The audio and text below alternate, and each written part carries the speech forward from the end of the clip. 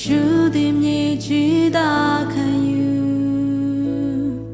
ဘွာမြင်ဖို့ရအိမ်နဲ့အခန်းလူများလည်းမရှိတော့ပေလူတို့ပြန်မကဲမြည်သူနှောစခွတ်ထဲနိုင်သေးတာအလုံးနေကြစွာဖြင့်ကြွလာခဲ့ပြီ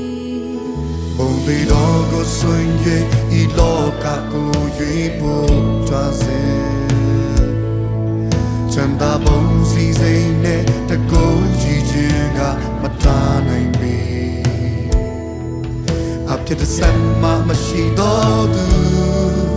အလုံးချင်းမြတ်လို့တော့ကြောင့်သက်ဆွန်ရဲ့ယေရှုစင်ကြွားလာပြီ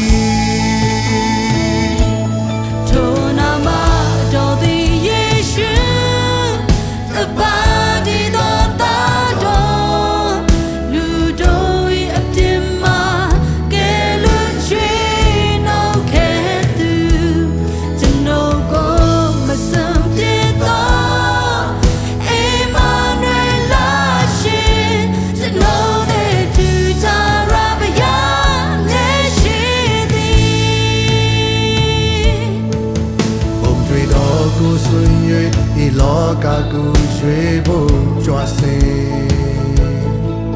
ချမ်းသာဘုံစီစိမ်နဲ့တကိုးကြည့်ခြင်းကမတားနိုင်ပေ